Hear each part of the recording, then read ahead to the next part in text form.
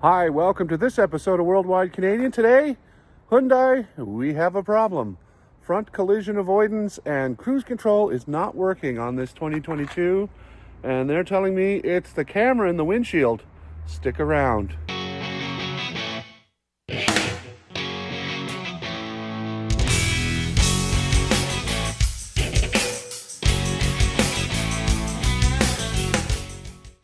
So this is the error that I'm greeted with every time I start my car. And I can cancel it out. But what it does is it tells me that I have a problem with something to do with speed control, for instance, knowing how far I am from the car in front of me. And this was happening normally during the times when it would get overcast and slightly wet on the roads. So I've been having a little bit of an issue lately with my Ioniq 5, and it has to do with the avoidance for crashes at the front of the car. It relies on a system that has a radar in the front bumper and a camera up in the windshield. Unfortunately, it started giving me issues whenever I would drive and it would get wet or foggy out or even just basically overcast. The car would stop allowing me to use the crash avoidance system, and also it would disable the cruise control, because cruise control has a built-in system that uses the radar to determine how far you are from the vehicle in front of you. And this system allows you to basically keep a certain distance away from the car in front of you. I took it down to my dealer in New Minas, Bruce Hyundai, and they ordered up some tests and they took it in and it came back with error codes. So they say it's the camera that's causing the problem. I did tell them that I was a little concerned because it had been working, and the other items that use the camera, like the lane keeping assistance, is working perfectly fine. So I've got an appointment for the 11th of December at 12:30 to have the camera replaced, and I'm sure they'll do the calibration procedure, and I'll give you an update on that as well. So now on to the other issue in this video. I wanted to also give you an update on the chargers. The two chargers at Enfield that have two handles each. The charger number one has a CHAdeMO and a CCS. The CCS wasn't working, but it is now fully operational. I used it yesterday, and here's the results of that charge test. So I've just arrived at Enfield, and this last charging handle is now working. And so I'm just connected. I have preconditioned my battery, and the temperature is pretty close to 21, so I'll be checking to see how we charge today in this -1 degree temperature.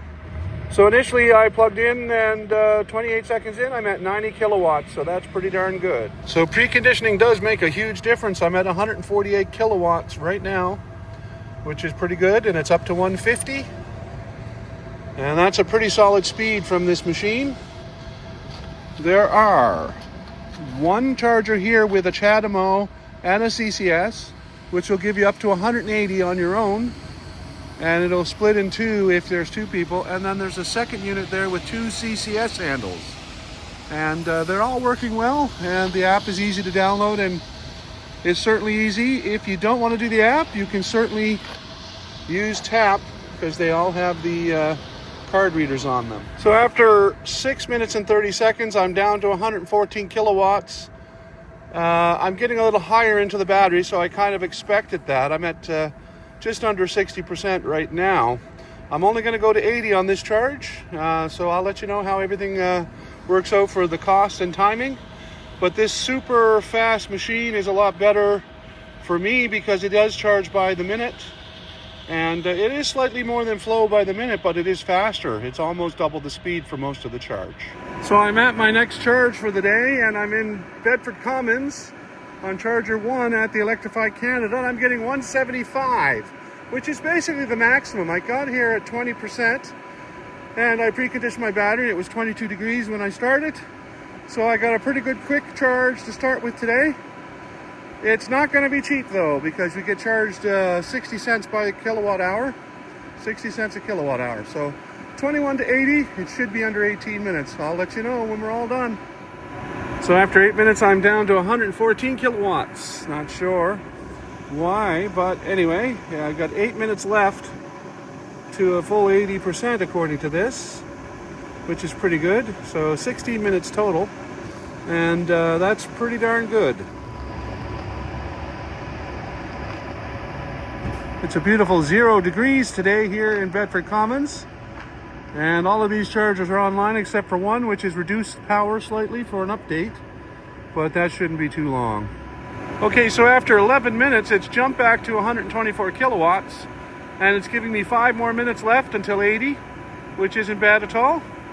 So far, I'm at $15.90 though, so that adds up. So at 69% and 12 minutes in, it's dropping to 100 kilowatts. So that's expected. As the battery warms up, it gets super warm, and it's still saying 4 minutes though, so it's telling me from 21% to 80 that it took me 16 minutes, which is in keeping with exactly what Hyundai states is the charging speed for this particular car. This is the standard range battery, so it says it can do 20 to 80% in 18 minutes. So here we are at 16 minutes and 1 minute left to go to get to 80%. I'm still drawing 102 kilowatts, which is double the speed of those Flow 50 kilowatt chargers. So, and where it's charging me by the kilowatt hour, it doesn't really matter if it slows down a little bit. So I'm just going to pop up a little bit more because I started at 21-ish. And I'd like to have lots extra because I'm doing a critical peak event this afternoon when I get back to Bridgewater, so it'll save me time down the road. Well, that's it for now. If you could like and subscribe, click that thumbs up, of course, and also click on that bell icon if you want to be notified when I upload new content. That's it for me. Hopefully you have a great day, and see you next time right here on Worldwide Canadian.